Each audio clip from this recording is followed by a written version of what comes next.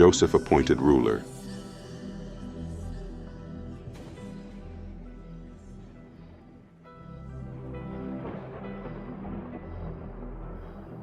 If I were to choose a man to oversee the storage of food, who could be wiser than this Joseph? Pharaoh asked.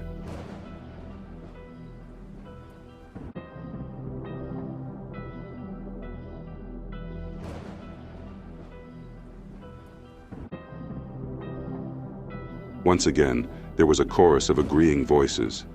Even if his advisors had disagreed, the king likely would have still chosen Joseph.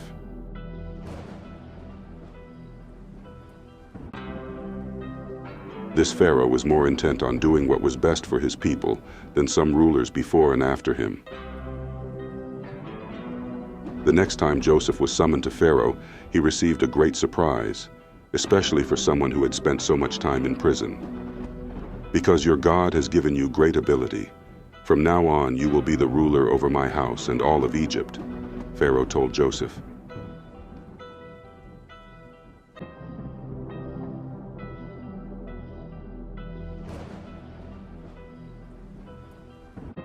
"Though I will be above you, your word will be law throughout my realm." Genesis 41:39-41. This was how God answered Joseph's prayers.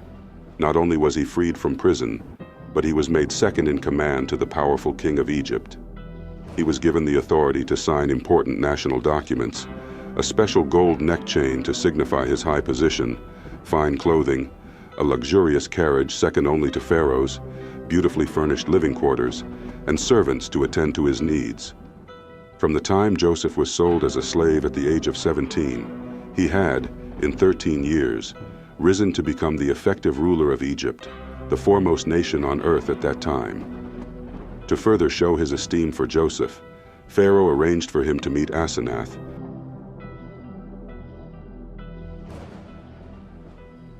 the daughter of a high-ranking official in Egypt. Joseph quickly grew fond of Asenath and soon married her. Genesis 41:45.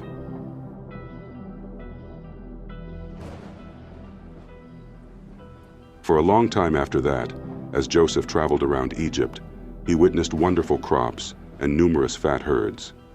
It was evident that God was blessing the nation with a great abundance.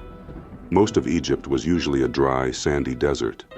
Without water from the Great Nile River, the land would not have produced much.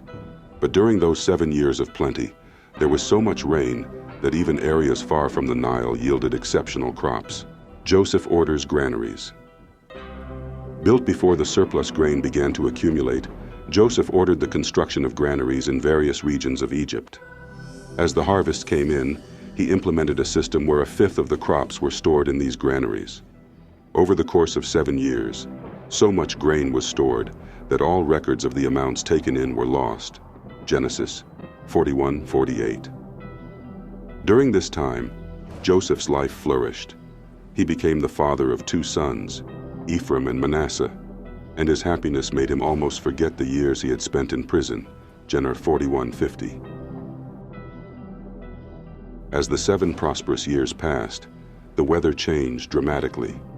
Rain showers almost ceased, streams dwindled, and hot winds blew more frequently. Green fields turned yellow, and it quickly became evident that the crops were going to fail. Under Joseph's direction, the Egyptians dug giant ditches to convey water to arid regions, but it wasn't enough to prevent the inevitable.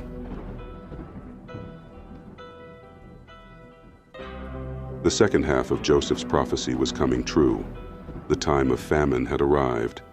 Within a few months, farmers in some regions began to run out of food for their animals and grain for bread.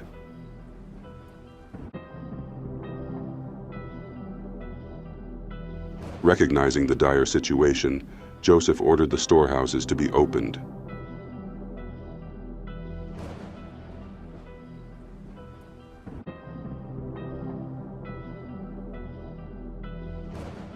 The demand for grain grew rapidly, and it became clear that without the stored crops, thousands of Egyptians would have starved within the first year or two of the famine.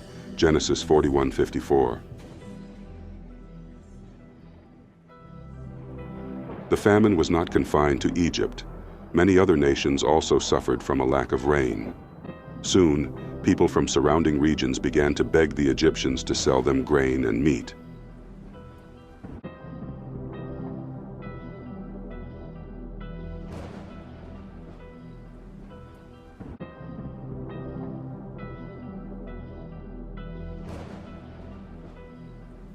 Joseph gave orders that provisions should be sold to all outsiders who were in dire need. Genesis 41:55-57. This strategic planning and management not only saved Egypt, but also provided relief to many other nations, showcasing Joseph's wisdom and leadership.